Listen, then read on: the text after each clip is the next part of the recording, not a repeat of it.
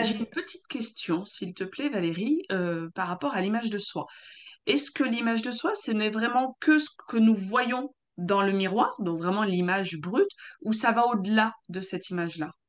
Exactement, tu l'as bien senti, ça va bien au-delà. Ça part du corps, du reflet dans le miroir, et ça intègre les ressentis, ça intègre le regard. En fait, ça intègre, et on revient toujours à cette idée du regard, des premiers regards donc donnés par les parents, par la famille, posés sur l'enfant. Ça va former ce fameux regard sur soi, feedback, et l'image de soi est faite de ça, est faite aussi de nos capacités. Si on est bon ou mauvais élève, par exemple, c'est pas du tout physique, mais ça va intégrer l'image de soi. Alors, il y a un très très bon exercice à faire. Il faut par exemple prendre 3 à 4 personnes de son entourage, alors des personnes qui nous connaissent bien et des personnes en qui on a confiance.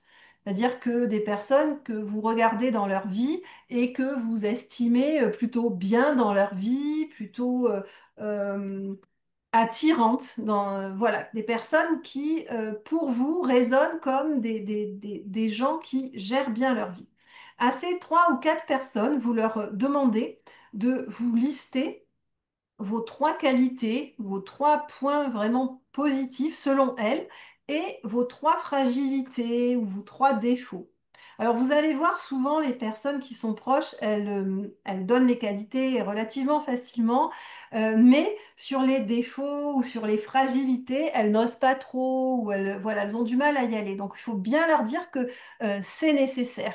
Et que finalement, de toute façon, dans toute relation, il y a des points qui pêchent, donc c'est tout à fait normal que c'est pas de la critique pour de la critique, c'est vraiment constructif pour vous et surtout vous l'intégrez dans un travail sur vous. Et vous croisez sur 3 ou 4 personnes de votre entourage.